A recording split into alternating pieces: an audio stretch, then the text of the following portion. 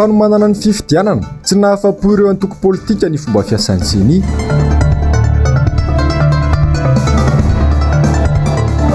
Fampelezan-kevitra mialohan'ny fotoana tsy mahasamy teny ny fitondrana ny ACC sy ny CENI.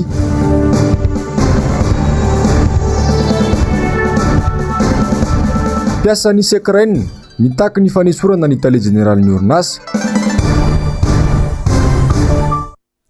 Anterina indray ny araba tompoko lasy sy tompoko vavy atonga so indrainao ato anatin'ny fotoana ny sampana fampalalam-bavao. Manasanao mpanajana sy ampitiavana ny tenako anaraka izany hatramin'ny farany. Vavao manodidina ny fifidianana avy hatrany no isataratsika ny fampalalam-bavao. Aroa volana katroka izao no nanaovana ny fanavozana ny lisam-pifidianana teto Madagasikara. Tsy mbola misasaka ny asan'ny CENI raha ny tatitra izay nataon'izy ireo tetsy Mahamasina tamin'ity androan'ity tsikaritra ihany koa fa betsaka no manjavozavo amin'ny fomba fiasan'ity vomera ity amin'izay fanavozana tanteraka ny lisam-pifidianana eto Madagasikara izay zero mainomenjanahary manofo randria malala. Antoko politika, firaisamonim-pirenena, fikambanana tsy miankina sy olom-pirenena tsotra. Ireo no tonga niatrika ny tombana momba ny fanavozana tanteraka ny lisam-pifidianana izay nataon'ny CENI tato anatin'ny rovolana lasa izay. Atreto dia 7.30 faingo raika 30 isanjato no tany fahavitan'ny asa fanavozana izay nataon'ny CENI io manerana ny nosy. Afaka iray volana nefa dia ikatona izany. Ahina mafy hoy ireo niatrika izany ny tsy fiatraran'ny CENI ny tanjona izay napetrany momba ny isan'ny mpifidio. Misy tsy mazava ny fomba fiasan'ny CENI ankehitriny amin'ny fanavozana ny lisam-pifidianana, ny lalàna mifehy fampelezan-kevitra mialohan'ny fotoana ary ny fanentanana ny olom-pirenena ao anatin'ny lisam-pifidianana hoy ny antoko tiako i Madagasikara. Rehefa tonga ny fotoana ohatra izao, maro ny fahakan-kevitra niraisin'ny CENI teo, firisan-jaton'ny reny moa ny tena ampiarina raha ny mahakasika ny interventionko manokana tamin'ny fionana farany na ny fanontaniana napetrako ary tsy nazahoako valiny. Napetrako tamin'izay fotoana izay ny fanontaniana dia ny hoe firy marina ny isan'ny fokotany anaovan'ny CENI recensement zao mitovy ve ny isan'ny fokotany ampiasain'ny CENI sy ny eo anivon'ny intérieur. Afaka manao fanisana avetrany ve na inscription d'office ny CLRE rehefa ohatra ka tonga eo amin'ny bokotany, sa tsy afaka manao an'izay izy. Maninona izay no manontany an'izany satria misy tranga ohatran'izany. Raha mitady profo nareo dia misy ny profo. Ny faharoa makasika an'ity vina apetraky ny CENI ity, zotra-pifidianana tsara omana azo antoka andraisan'ny rehetra anjara ary antoky ny fitoniana sy filaminana. Ny zavatra misy ane amin'izao dia ny tsy fitokisana aloha mipetraka eo amin'ny olona izay anao ny fifidianana sy nareo mikarakara ny fifidianana. Efa zavatra tena manahirana ny manadio anareo aloha nareo mpikambana ao anatin'ny CENI mihitsy. Ekena hoe lalàna nametraka anareo teo voaja ve eo amin'ny article 12 amin'ny 2015-020 mamaritra neutralité, mamaritra ny impartialité, mamaritra ny honnêteté intellectuelle nareo CENI. Ianareo zany na tiana na tsy tiana, nareo ny vavahady anankiray na hitondra ny firenena ao anatin'ny fikorotanana na hitondra ny firenena ao anatin'ny filaminana io, ary ny fomba fiasanareo ao anatin'izay. Maninona izay no miteny an'izany? Jerevo ny fanaparam-pahefana ataon'ny mpitondra ankehitriny. Mahaleo tena ve ny CENI sa tsy mahaleo tena? Ny amin'ny 2015-020 raha resaka fahaleovan-tena ara-pitantanana sy ara-bola, tena mahaleo tena tokoa. Raha io sora-bola io ve ampy ampiasain'ny CENI anaovana ny élection rehetra manaraka eo? Ary ny fifidianana dia fahamerenana ny fahefana eo amin'ny vahoaka mba ahafahan'ny vahoaka manapa-kevitra indray amin'izay mpitondra ifandimba eo. Voaja ve zay mbola manao an'izay fanentanana izay zay kanefa sakatsakana no hita eny am-pataterahana zany. Raha tsy hiteny fotsiny mission farany nataonaina ka ny Morondava nanao zay ny fanentanana teny an-dalana, ary rehefa tonga teny Morondava zay dia ny préfet ny mamoaka fanakanana ny hetsika zay ho ataonay. Andron'io ihany nefa raha mifanamparapahefana ataon'ny fitondrana taiza nisy atokony mpitondra nanao fihetsiketsehana ka voasakana na nandeha teny an-dalambe ary ny tena zava-doza dia ny kopikole an'ny mpitondra ary nahazo alalana ary tobiny mpanjakana nampiasaina ny tsenanany kopikole an'ny mpitondra tamin'ny fotoana io tsy irena fotsiny ve zany mbola ifampidinika izahay ary ampiatso anareo amin'ny fanomezana ireo antotanisa izay takiny antoko politika hoy kosa ny filohan'ny seni raha namaly ireo fanontaniana sy ny fanamariana napetraka ireo nanatrika fa eto izahay na ny ministre de l'intérieur rehefa maheno information tena tsy tokony ho sarotra namany manomeny zay zavatra zay fa dia ezana ao anatin'ny fotoana foy ny anomezana anao nizay information tianao azo makasika ny fokotany zay ary valeur instruction omeko amin'ny direction technique ao aminay zany resaka atao zany fa dia ifanatona zareo eo anivony ministère de l'intérieur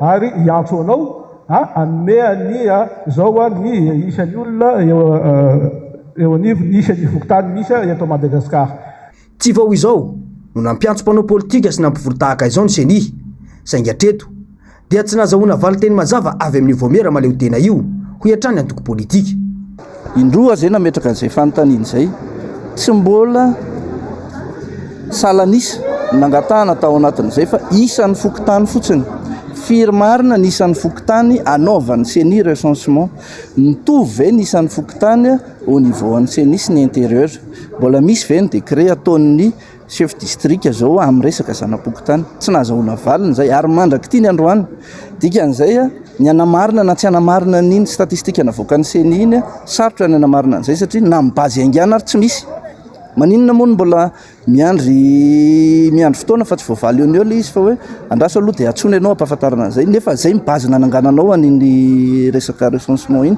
ka raha mifanontanianao ny hoe manahoana ny fahitanareo an'iny chiffre iny zay aloha dia tsy mahatokony ny resaka fiabilité an'iny satria na ny bazy fototra ianganao anatin'izay ary tsy voavaly ny seni manodidina izay vaovao ny fifidianana izay hatrany tena tsy maintsy rosona ny fikaonandoha na ny fifampidiniana andatabatra boribory sy momba ny lalàna mifeny fifidianana hoy ireo solotena avy amin'ny antoko politika namaly ny antso ny voameramisana ny fifidianana tamin'ity androany ity namarandreo mpanao politika tonga tena intoerana fa raha ny vahoaka malagasy ny fifidianana fa tsy an'ny seni na ny mpitondra irery anisy azero maniminjanary sy manofo randria milalatra tsy maleo tena ny seni tsy manana fahaleovantena ara-bola na ara-olona ary tsy manana fahaleovantena ara-drafitra sankiona tamin'ny fanehoan-kevitra ireo mpanao politika tonga niatrika ny tatitra nataon'ny seni androany tsy misy zavatra antenaina amina fionana tahaka izao hoy izy ireo ary tsy manam-piniavana anitsy ny lalany mihitsy ny seni tsy ampy dia tsy ampy ty resaka serasera ty mikasiky nisy ty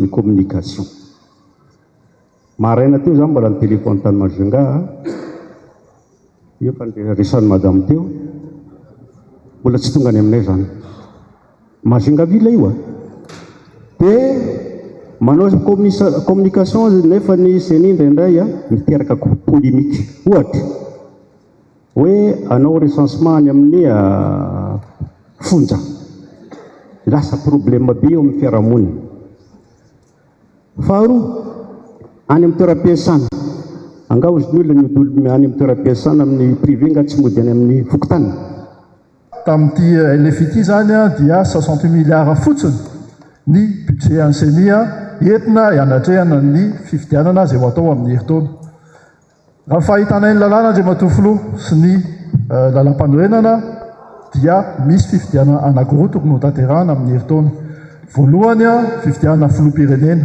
ary faharoa ny fifidianana ben'ny tanàna rehefa jerentsika io 68 milliards io ampitahana tamin'ny budget an'ny municipal tamin'ny 2019 dia tamin'ny municipal 2019 dia 35 milliards municipal fotsiny dia 35 milliards ka mipetraka amin'ny fanontaniana ndray matofilo hoe tena hoajainareo amin'ny seni ve ny fanetanterahana ny calendrier électoral zay efa misoratra anatin'ny lalam-panorenana sy anatin'ny lalàna velona ndana makeny amin'ny 2e arrondissement dia ny 5e arrondissement hoana ny tsindry ataon'ny député amin'ny resaka fokotany il faut pas se voler la face ka hoe iteny indray ianareo hoe marina raha teny itoroko io zay fa mba manangaty tongotra nareo hoe dia iteniteny foana fahatany ve olo jiaby io tsy fitiavana fanjakana ve ny tenenana zany tsy fitiavana ny faleovan-tena ny seny ve tenena zany fa maninona nareo ny androm-poro fotsiny rehefa samy miara-miaina eto tsika mahalala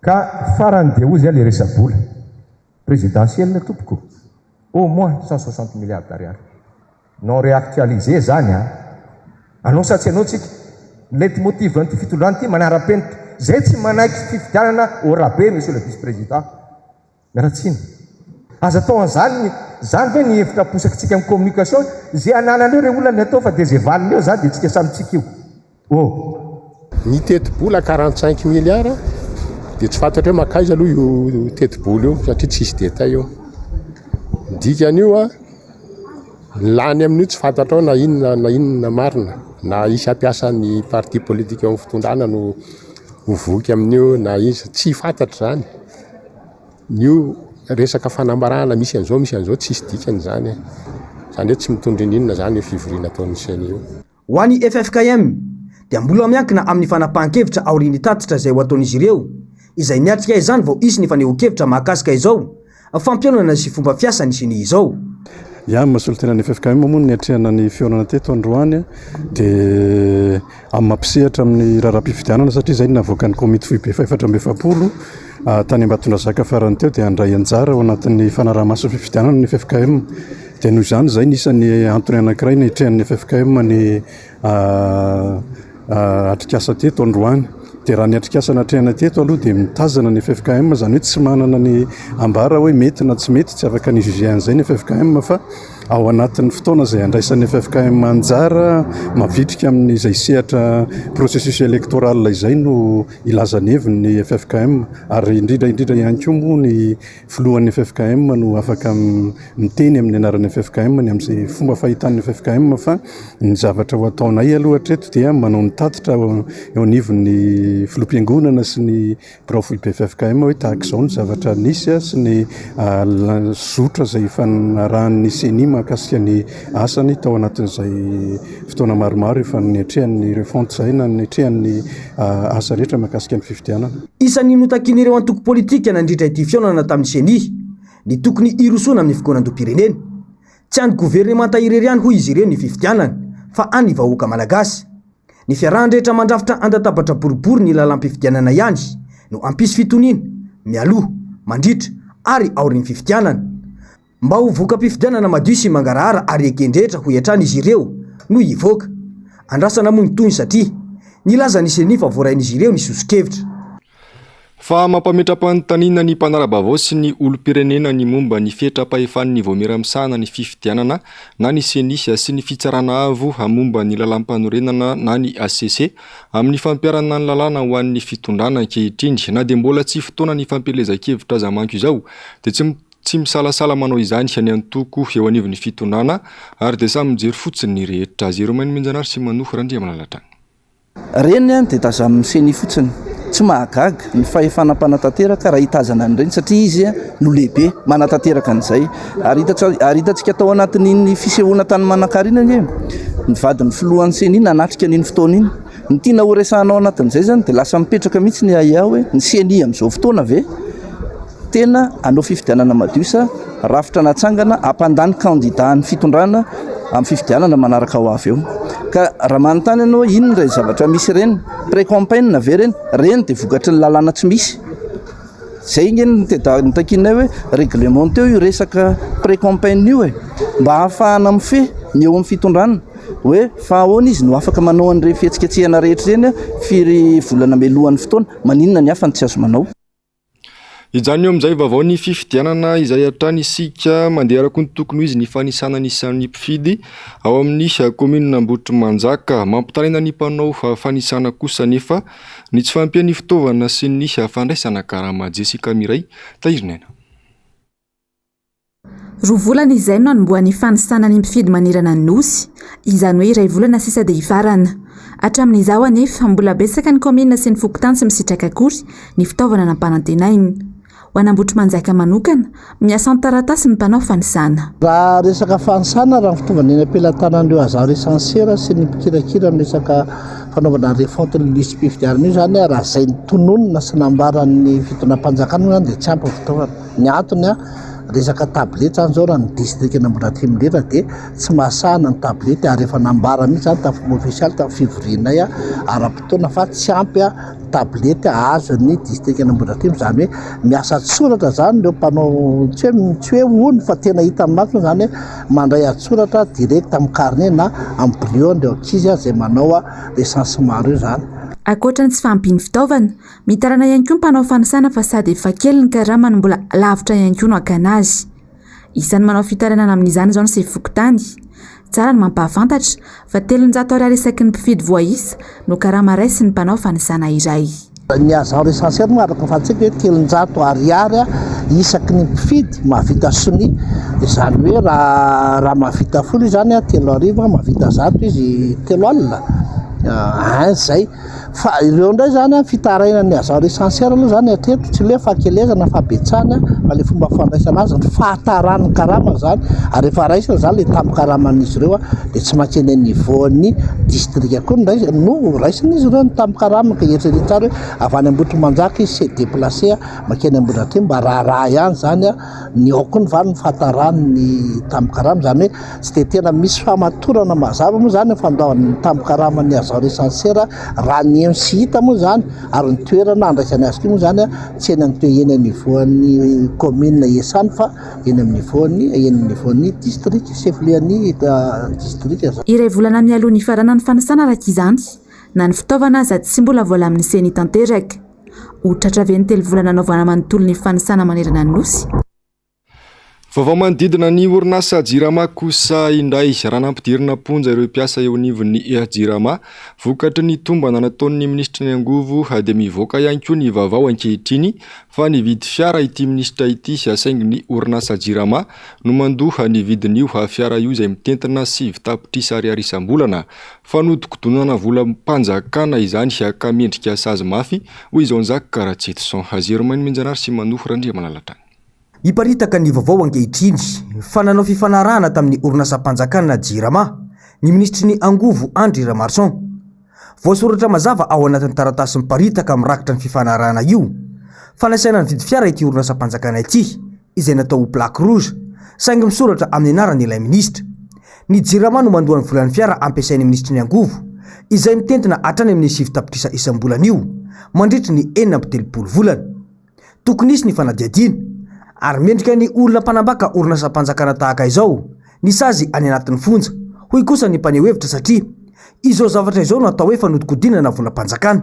Efa entsika ireny resaka hoe zaridaina miliara ariary ny fomba anaovany ny fandaninana anaovana zaridaina. Aiza nisy hoe zaridaina raha nga dia faiza misy zaridaina ny Jirama goavana be mihitsy hoe tokony nandaninana zany. Avy eo izy mivokany amin'ny réseaux sociaux izy tsisy toyany mihitsy fa tsy manao ninina fitondram-panjakana, zany hoe tena fitondram-panjakana mihitsy zany miaraka amin'ny olona amin'ny Jirama mifanaraka anapotehana azy. Zao ndray rehentsika hoe inona misy convention nataon'ny ministra ny angovo dia nividy tomobile maromaro ny Jirama, le tomobile plaque rouge nefa ny amin'ny anaran'ny ministra. Raha marina zany loharam-baovao zany dia tena zavatra grave mahatsiravina mihitsy zany. Fa raha amin'izany mbola tsy mihetsika ny fitondram-panjakana dia tokony miala daholo, tokony miaraka amin'ny démission.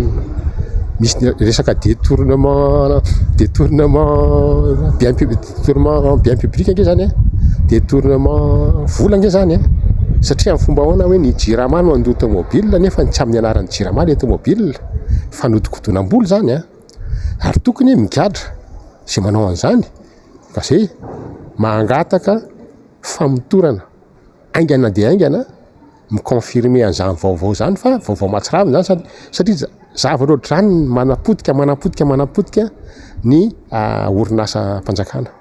Raha tsy ahivina dia ny maraina tamin'ny ray ora sasany voatafavoaka tao amin'ny paka ireo direkteurany Jirama ampolony maro izay notoriany ministry ny angovo sy ny akoranafo taoriany tombana izay nataony fa misy ny fanodikodinana solika eo anivony orinasa Jirama. Tale miisa 3 no lasa MD eny Antanimoro, tale ny CMS, tale ny fitantanam-bola teo aloha ary DRS teo aloha. Ny ambiny sous contrôle judiciaire olona telo kosa no namoahana didy fampisamborana dia ny tale jeneraly teo aloha sy ny tale kabinetrany ary ny tale jeneraly mpisolo toerana. Andrasany maro arak'izany ny fandraisana fepetra tahaka ireo nampidirana ponja ireo mpiasa ireo ny ministry ny angovo ankehitriny manoloana izao vaovao miparitaka amin'ny fanambakany ny orinasa Jirama izao. Araka izany dia ny raharamafana eo anivon'ny orinasa Jirama ny fitantanana tsy mahomby ny fanodikidonam-bola miompampana eo anivon'ity orinasa ity. Ireo no nitondran'ny miara-manonja fanazavana sy fanehoan-kevitra tamin'ity androany ity sarotry indratsary ny toky Ramarla. Potika tanteraka ny orinasa Jirama ankehitriny ho ny miara-manonja. Profon'izany izao raha mitsikafona eo anivon'ny orinasa Jirama izao. Tompon'andraikitra ambony maro eo anivon'ity orinasa mpanjakana ity mantsy no voaroroy ho nanodikodim-bola miompampana teo anelanelan'ny taona 2024 raika amby 2024. Tale miisa 3 tamin'ireo tale miisa 430 no nampidirana ponjamonjo maika taorian'ny fakanambavana azy ireo teny amin'ny Pakomaly. Anisan'ny voasaringotra ao anatin'ity raharaha ity ny tale jeneraly teo aloha Vonjandriamanga, ny tale kabinetra Onja Rasamanana ary ny tale jeneraly lefitra am-pierinasa ankehitriny Rivra Daniel. Ireto farany izay tsy namaly ny fampetsoana azy saingy namoana didy fampisamborana. Taorian'izay dia niparitaka tao anaty tambazotra sosialy ihany koa ny dosie maloto ny ministra ny angovo amin'izao fotoana izao. Antota taratasy izay milaza ny fifanarahana eo amin'ny orinasa Jirama sy ity ministra ity momba ny fiara-piasain'ny ministra. Sy vitapitrisa isam-bolana no efain'ny Jirama mandritra ny 9 volana andoavana ny vola ny fiara-piasain'ny ministra.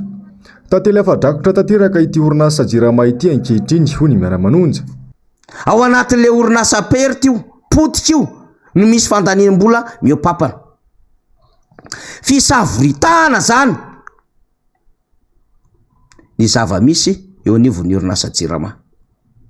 Potika tanteraka, izany mbola samy teny amin'izao fotoana izao fa tafarina ny orinasa Jirama.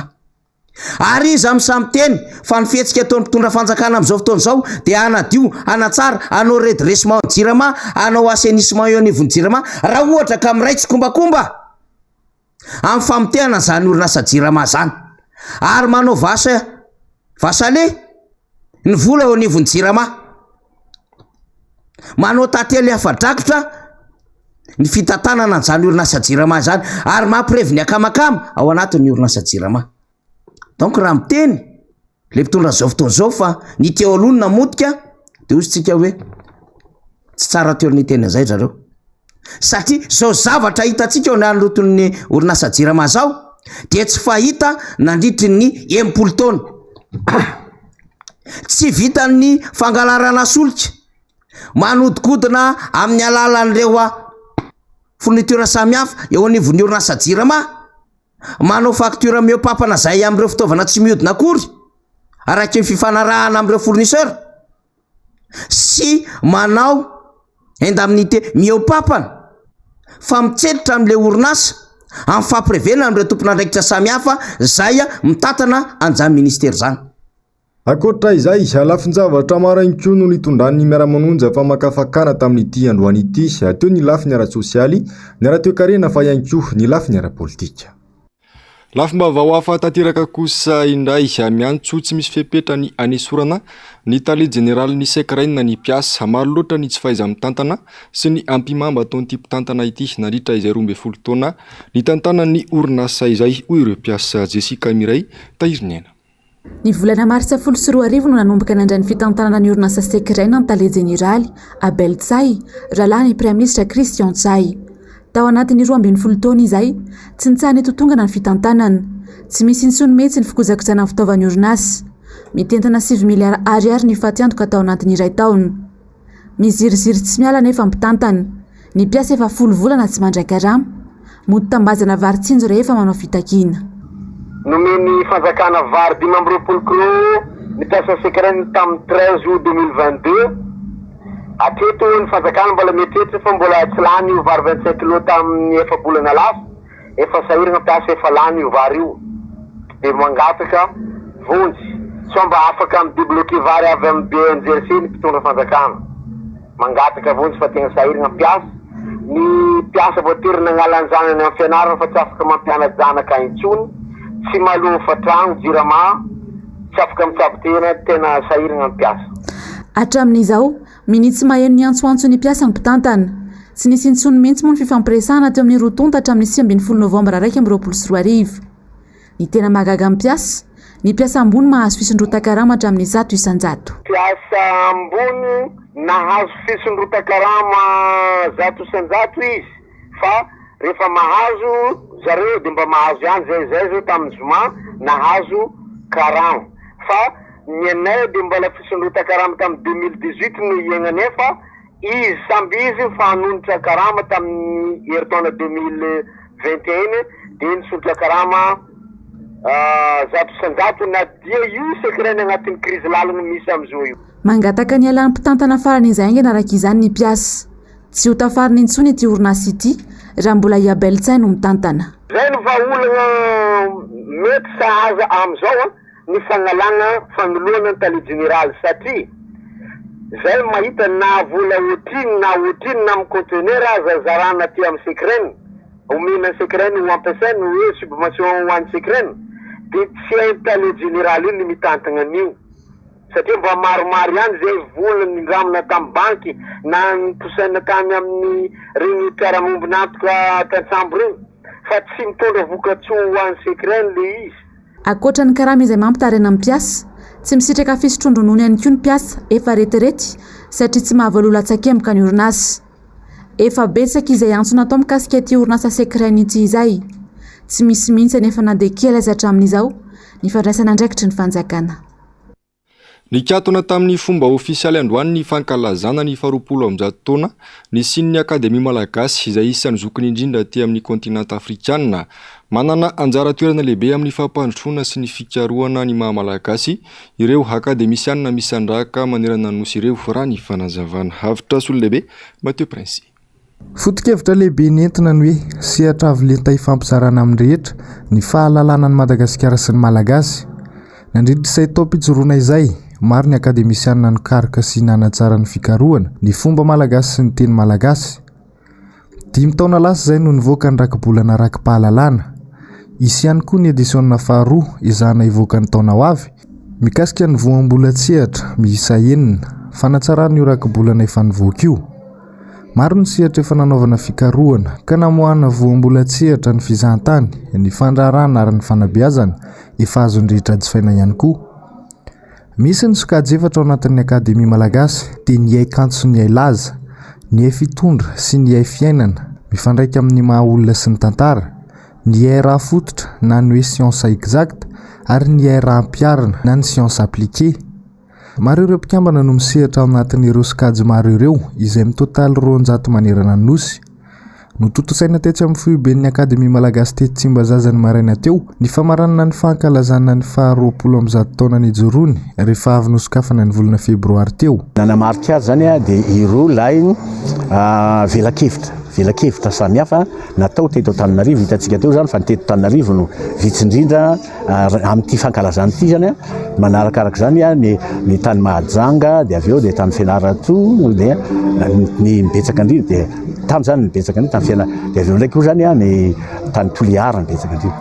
Reny zany reny velakevitra reny nanamarika azy sy akoatran'izay fifanankalozan-kevitra fitsidihana toerana manatantara araka ny zenaleta ohatra hoe tany Fiamby zany tany Toliary dia tany Mahajanga ihany koa dia ny toerana manatantara rehetra mijerena tany ohatra hoe tany Fianarantsoa zany dia momba ny famokarana landy takzany. Misy ihany ny mpikambana fa mbola tsy manana sampany satria vitsy kely ary hitantsika hoe be dia be zany ny hitantsika teo zany fa hoe tsy hoe ao akory mpampianatra amin'ny université dia hoe mpikambana amin'ny akademia fa samihafa ireo zany hoe misy ireny mpampianatra université reny manao velakevitra atao amin'ny akademia dia horaisina ihany koa arakaraka ny zavatra ataony eto amin'izay le izy. Ohatra zao ny amin'ny akanjo selaza dia ohatra mpanoratra, misy mpanoratra dia misy ireny mpahay soradi ireny efa nisy teto, misy mpanakanto dia ohatra zao takany hoe mpitendry zavatra takany hitanareo teo zao i Benjagasy fikarohana koa reny dia entina mandeha maketo dia reny zao raisina amin'izay. Mitondra ny anjara biriky ho an'ny fiainam-pirenena sy ny sehatra ny fampianarana ireo akademisianina ary manana andraikitra goavana amin'ny fampandrosoana ny firenena raha ny fanazavana hatrany. raha tsy ivona dia ny taona 2009 namoronany Galeniny Akademia Malagasy nentina ahafantarana bebe kokoa ny fomba sy ny teny Malagasy. Misy avaly ireo filohan'ny fandimbiny tantana izany. 3 ny teratany vahiny raha 5 ny sesy taty aoriana kosa ny Malagasy. Misy 2 ireo filompisolo toerana. Ankehitriny, ny profesora François Radzausson no mitantana rehefa nandimbin'ny profesora Raymond Ranjeva ny taona 17 hatramin'ny 1 teo. Fa maro ny trangana fikorontanana noho ny fahampitehany rindram-piarahamonina misy eto amintsika amin'izao fotoana izao. Antony lehibe mahatonga izany ny fidiran'ny teknôlôjia maro izay tsy voafehy sy ny tsy fisian'ny fanabeazana olom-pirenena intsony. Mila mandray andraikitra ny rehetra handresena izay fahampitehana goavana izay avitra sy olon-lehibe Mateo Prinsiatra. Kolotsaina vaovao manarina ny soatoavina maha-malagasy ary ny fahaiza-miaina sy ny fahalalam-pomba malagasy no nentin'ny tambazotra sosialy sy ny teknôlôjia maro eto amintsika. Tsy voafeny akamarony ary miteraka fahalovana eny anivon'ny fiarahamonina. Ohatra zao mety misy zany mpanabe anoany. Zay mahatazana hoe misy zavatra manakola zay izy amin'ny fikarohana dia entiny eto akademia malagasy fa ankehitriny tokoa moa zany hoe ny tsy fahampian'ny fanabeazana eto amintsika hatrany amin'ny fototra mihitsy hatrany amin'ny fototra mihitsy zany ankehitriny ohatra ny mivahavaha le izy ary moa dia akoatra ny fivahavahan'le izy moa zany hoe vokatry le fanatontolona ihany koa mihinana fakam-pandrosoana avy any ivelany tsika eto dia manjary tsy azontsika le soatoavina maha-malagasy nefa koa tsy arakatsika ny any velany zay ny any velany nge manana ny soatoavina izy zay ny mahatonga an'io zavatra io ka any amin'ny sekoly ny tena manao an'izay. Maro ireo sekoly nefa tsy mampiditra amin'ny fandaharam-pianaran'ny fanabeazana olom-pirenena intsony. Simba ihany koa ny fifampitaizana eo anivon'ny tokantrano noho ny fahasahiranana maro samihafa ka adino ny fifampiresahana sy ny fanabeazana tokony hoentin'ny ray aman-dreny hibeazana ny zanany. Maro ihany koa ny zavatra mifamaofao anatin'ny tambazotra sosialy ahitanareo olobe ny firenena maneho fihetsika mamoafady ho an'ny fanabeazana hikolokoloana ny saina. Le ao an-tokantrano mihitsy aloha ny fanabeazana voalohany ho an'ny ankizy tsirairay avy. Rehefa ao an-trano ny ankizy na ny tanora anankiray ny tsara fanabeazana, tsara fitaizana dia iny no entiny mivoaka eo amin'ny fiarahamonina, iny no entiny mivoaka eo anivon'ny fikambanana misy azy, iny no entiny mivoaka eo amin'ny fokontany, commune, ny boriboritany hatramin'ny firenena iray manontolo mihitsy ary. Nefa ny zavatra hita dia izao maika amin'ny rotoroton'ny fiainana na ray aman-dreny dia lasa tsy isony ny fotoana ifampiresahana ao an-tokantrano. Lehibe ohatran'ireny koa zany lasa ohatran'ny hoe mampianatra ratsy le tanora ankehitriny satria izy mety tompona andraikitra ambony, izy mety tompona andraikitra ny fokotany, izy mety tompona andraikitra ny am-piangonana izy kanefa ny zavatra alefany ao anatin'ireny tambazotra tserasera ireny matetika miantsy ady na mitarika olona ifandramatra zany dia lasa izy le tokony hanabe indray no mila beazana. Misy anefa ireo karazam-pikambanana mitaizan'ny tanora hanana toetra mendrika sy ny fitondran-tena maneho ny fahaiza-miaina. Ohatra amin'izany ny fikambanana Skoto izay mametraka ny tanjona mazava ny ahatongavan'ny tanora zazalahy na zazavavy iray ho tonga olom-pirenena vanina sy andrin'ny fianakaviana. Maro ray aman-dreny resy lahatra mampiditra an'izany anaty fikambanana mitaiza tanora ireny mba ahafahany zareo mivelatra kokoa eo anivon'ny fiarahamonina miresaka izay hoe fanabeazana izay satria tsapany ray aman-dreny fa tsy ampy ilay éducation civique ilay nampianarana tany ampianarana dia ireny fikambanana ireny izay ao anaty fikambanana no eritreretina zareo hiverina zareo fa mbola manatanteraka an'izay dia izay no anjara birikinay zany eo amin'ny fikambanana miezaka mamerina miezaka mamerina an'ilay fanabeazana izay nampitaina tamin'ny teo aloha zany. Andraikitry ny tsirairay no mitaiza ny tanora sy ny ankizy mba hananan'izy ireo famindra mahitsy mampirindra ny fiarahamonina. Paika adenitra sy maty-paika no tokony araha-mijery hamerenana ny fahendrena malagasy sy ny soatoavina nampiavaka antsika hatramin'izay. Eo amin'ny vaovaon'ny fahasalamana kosa indray mitombo hatrany isan'ireo olona vao marina fa mitondra ny valanaretana coronavirus eto Madagasikara. Teo anelanelany 7 hatramin'ny 20 Novambra dia 500 ireo olona vaovao marina fa mitondra ny tsimokaretana. Nisy olona ray namony ainy io maraina io araka ny tatitra nataon'ny ministera ny fahasalamam-bahoaka. 7 kosa no mbola manaraka fitsaboana ka ny 5 amin'izy ireo hanomba ampiseho tranga misy fahasarotana. Ny faritra Nalamangatrany no ahitana isa betsaka indrindra amin'ireo olona vaovao mitondra ity valanaretana ity satria 7 ny totalin'izy ireo. 13 tao Boeny, 4 atao Vakinakaratra, 3 tao Atsinanana, roa avy amin'ny faritra Diana sy Menabe ary Anosy, iray avy kosa tao amin'ny faritra Atsimo Andrefana Matsiatrambony ary Alotra Mangoro. Manoloana izay fiafiakaran'ny salanisa izay dia tanina trany any rehetra naja ireo fepetra sakana toy ny fanaovana arovava sy ny fanasana tanana matetika amin'ny rano sy savony. Fanatratra 770 alina ireo olona nifindramonina niala tany amin'ny faritra Atsimon'Nosy teo anelanelan'ny taona 720 sy 2020 araky ny tatitra araky ny vokatry ny fanadihadiana nataon'ny fikambanana iraisam-pirenena iray mikasika ny fifindramonina. Komina roapolo ho an'ny voakasika izany ka ny 13 isanjaton'ny mponina ao amin'izy ireo dia mpifindramonina avokoa vokatry ny haitany sy ny tsy fandriampahalemana. Miazo any Mahajanga ny 12 isanjato amin'izy ireo any Toliara ny 14 isanjato any Maevatanana ny 9 isanjato ary toy izay ihany koa ny any Marivoay akoatra ireo 9 isanjato niverina tany amin'ny tany Aviny. Ireo olona avy ao amin'ny komina Imongy, Ebelo, Ambosary Atsimo kosa no betsaka mpifindramonina araky ny tatitra hatrany.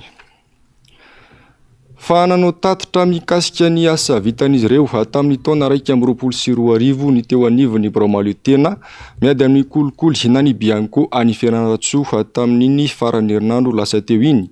Fantatra nandritra izany fa 370 nisan'ireo fitoriana tamina raharaha samihafa voaray ny teo anivon'ity sampanara-miady amin'ny kolikoly any toerana ity ny taona 2020. Pakisandrianandra MBS Fianarantsoa. Niazo malasa teo dia nanao tatitra ny teo anivon'ny Bianco Fianarantsoa mahakasika ny tombanezaka izay vitan'izy ireo ny taona 2020. Tamin'izany indrindra no nahafantarana fa nahatratra 370 ireo fitoriana na fitorohana teo anivon'ny Bianco tato anatin'ny faritan'ny Fianarantsoa izay ahitana faritra anankenina. 70 nefa no azo raisina tamin'izany fitorohana izany. 420 kosa no efa vita fanadihadiana eo am-pelatanana. Raha ireo tarehimarika ireo jerena dia mbola mila ezaka lehibe tokoa ity Braomaliotena miady amin'ny kolikoly ity araky ny nambarany solitenany teo anivon'ny fiarahamonim-pirenena tonga nanatrika teny an-toerana. Raha ny tatitra aloha mazava ny tatitra nataon'ny talehan'ny Bianco teo teto Fianarantsoa zany. Fa ny zavatra kely hitako hoe mbola mila ezaka araky ny teny namana tao dia hoe raha 370 zany ny antota taratasy fitaranena tonga taty amin'izareo dia 420 ny traité. Eo zany no mampisalasala satria mahatonga ireo olona mandeha makaty amin'ny Bianco miala tsiny efa tsy atokisany intsony ny any amin'ny fitsarana. Dia very ny fanety zany mba ohatrany mba ahafahany mba hoe mahita mba valiteny mahafapo azy. Nefa ny raha ny fijeriko azy zany dia mbola mila ezaka be ilay asa ataon'izareo ato zany. Zay ava mikasika an'izy zany. Raha ny resaka kolikoly indray dia mbola lavitrezaka mihitsy satria za tsy laza hoe efa hoe kolotsaina zay aloha tsy marina kosa aloha zay. Ankoatr'izay ihany koa dia manana ny ambarany ihany koa ny olom-pirenena tsirairay mahakasika ny fisian'ny Bianco eto Madagasikara na ny Braomaliotena miady amin'ny kolikoly. Misy ny mbola tsy mahafantatra tsara ny atao hoe trangana kolikoly, misy kosa ny mahafantatra ny fisian'izany Braomaliotena miady amin'ny kolikoly zany fa tsy mahafantatra ny rohan-tanatohatra sy dingana tokony arahana raha toa ka mahita sy mahatsapa n'izany trangana kolikoly zany. Toy izao ny fijerindreo olom-pirenena samihafa nanaovana fanadihadiana. Ao Bianco tsy hisy fa le fototra ao amin'ny fanodinany zareo azy mihitsy ny tsy ahafantarany majinika ty hoe zay misy na tsy misy. Tsy haiko loatra, tsy haiko tena tsy haiko. Ka izy moa zany na fantatra ny atao hoe trangana resaka kolikoly na tsy fantatra zany dia anao zany rehefa nety zany nety tany eto zany dia efa kolikoly no manjaka zany aloha ko na hitory ena na hitory dia resaka kolikoly efa misy ihany hatramin'izao. Ireo rehetra mitranga dia nahatsapana fa mbola tsy ampy ny fanabeazana ho an'ny olom-pirenena tsirairay avy na ny éducation des citoyens. Profon'izany ireo fitoriana tsy azo raisina araky ny tatitra izay natao teo satria raha ny kajikajy no natao dia mahatratra 700 be izao ireo antota taratasy fitoriana izay tsy azo ny raisina. Fa na izany aza manana finiavana tokoa izy ao fitondrana izao ny ampahafantatra sy hanabe ny mponina ao aminy indrindra mahakasika an'ity resaka kolikoly ity.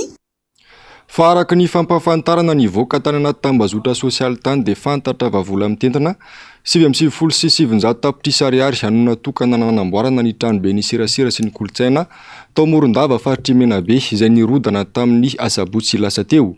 Araka ny voalaza ihany koa dia olona akaiky ny ministra ny serasera sy ny kolontsaina no tompony orinasa nandray an-tanana ny fanamboarana ity trano ity. Araka ny nambaran'ny mponina tany an-toerana tamin'ireo tompon'andraikitra, eo amin'ny lafin'ny serasera ihany koa dia tsy nisy orambe sy rivotra ny fofofofo zany tany an-toerana tamin'ny fotoana io, kanefa dia izany hanova rakitra ny fanambarana navoaka ny teo anivon'ny ministera. Ankeviny nataoko totofa tsy natao hamanara-penitra araka izay dradradradrain'izao fitondrana izao noho izany ity fotodrafitrasa ity hamatony rodana tahaka izao. Mipetraka ny fanontaniana araka izany hoe mbola mitohy hatrany ve ny famanan-dainga sy ny fanabadona ataon'ny olony mpitondra amin'ny vahoaka malagasy raha ireo voalaza ireo no jerena. Maresaka iraisampirenena namoaka tatitra mikasika anisan'ireo olona sy ireo mpanao fihetsiketsehana namony ainy taorian'ny fahafatesany masamy nisy tanirao ny manam-pahefana sy ireo fikambanana tsy miankina tany an-toerana tamin'ity androany ity fantatra fa anjatony sy ireo olona namony ainy nandritra ireo fihetsiketsehana niseho tamin'ity firenena ity. Mialy ranombana Andry Rakotamalina. Mahery ny telonjato ny isan'ireo olona namony ainy vokatry ny fihetsiketsehana sy ny korotana taorian'ny fahafatesany Masamini. Ilay tovovavy 12 taona no samborin'ny polisy sy namony ainy tany irao ny 12 ny volana septambra lasa teo araka ny tatitra navoaka ny jeneraly iray any toerana. Ankoatra ireo sivily dia nahitana mpitandro filaminana ampolony ihany koa tamin'ireo olona anjatony namony ainy ireo. Ireto farany dia maty vokatry ny fifandonana tamin'ireo mpanao fihetsiketsehana. Tao ihany koa ireo nisy namony mihitsy. Irany Ananarivony 9 mandidina ny 700 ihany koa no nosamborina ary olona mahery ny 2,000 no voapanga tao anatin'ity raharaha ity araka ny filazan'ny manam-pahefana eo anivon'ny fitsarana any Iran. Ny fikambanana mpiaro ny zon'olombelona any ivelany dia mitatitra fa betsaka lavitra noho izany ny fisamborana. Tamin'ireo voapanga dia 9 no voaheloka ho faty tao amin'ny tribonaly ambaratonga voalohany any an-toerana ary miankina amin'ny fitsarana tampony ny mety ho fiafaran'izy ireo araka ny loharanom-baovao hatrany.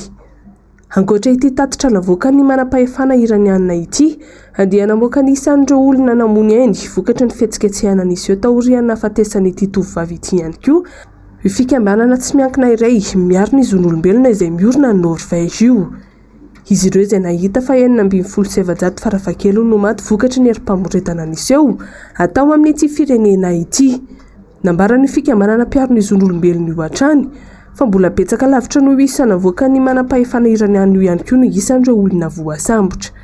Raha tsy ahivina, niteraka fihetsiketsehana mafy sy maro tany irao ny fahafatesany ity tovovavy 12 taona ity izay nosamborin'ny polisy noho ny tsy fanajana ny fitsipiky ny fitafy ao amin'ny Repoblika Islamika. Nandona ny fon'olona maro avy amin'ny firenena samihafa ny zavaniseho ka izao nitarika fitokonana izay niteraka fifandonana sy nahafatesana olona anjatony izao. Dia ny vaovao ny maresaka iraisampirenena iny ihany koa tompoko lahy sy tompoko vavy no netiko nanakatona indray ny fampalalam-baovao tamin'ity androany ity mankasitraka anao nanaraka izany hatramin'ny farany atony mahazatra moa dia ny fandarana aona marina sy ny fandarana Global News no arainao avy hatrany aorian'izao fampalalam-baovao izao. Aorian'izay kosa ny horonan-tsary indray miseho mitondra ny lohateny hoe Jeu d'espion ny tsampana fampalalam-baovao mame fotoananao amin'ny raha mipitso indray avelo maro tompoko.